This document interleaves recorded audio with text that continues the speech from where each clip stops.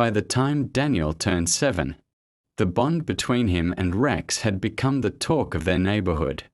Everyone knew the side of the boy with messy blonde hair running down the lane, his laughter carrying in the wind, and the proud German shepherd at his side, always a few steps behind.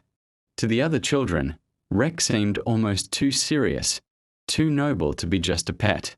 But to Daniel, he was simply Rex, his shadow, his confidant, his best friend.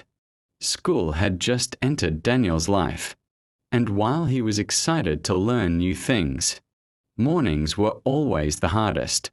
Each time he boarded the school bus, Rex would sit at the gate, ears perked, eyes focused on the bus until it vanished down the road.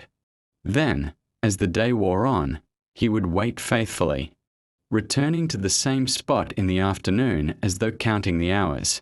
When Daniel finally stepped off the bus, his backpack bouncing against his shoulders, Rex would dash forward, tail wagging wildly, his joy so pure it erased every trace of the long separation.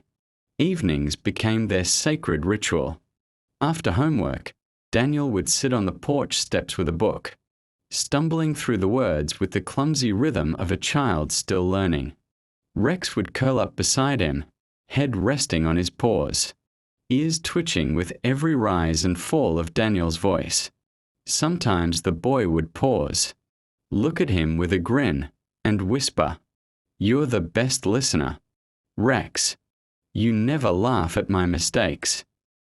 The dog would huff softly in reply, pressing closer as if to say, "That's what I'm here for." Autumn brought golden leaves tumbling across the meadow, and with them, new games and dreams. Daniel invented stories where Rex was a hero, saving villagers from monsters or guiding lost travelers home. His imagination was boundless, and Rex became the centerpiece of every tale. His parents often listened from the doorway, their hearts full at the sight of their son's joy. They knew that the dog was shaping Daniel's childhood in ways no words could capture, teaching him loyalty, patience, and the comfort of unconditional love. But not every lesson came through play. One chilly evening, Daniel sat quietly beside Rex under the fading sky. The boy's face was thoughtful, older somehow, as though the weight of a new understanding had settled on his young shoulders.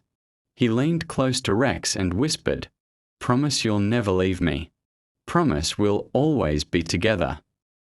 Rex turned his head, pressed his warm muzzle against the boy's cheek, and wagged his tail once, firm and steady.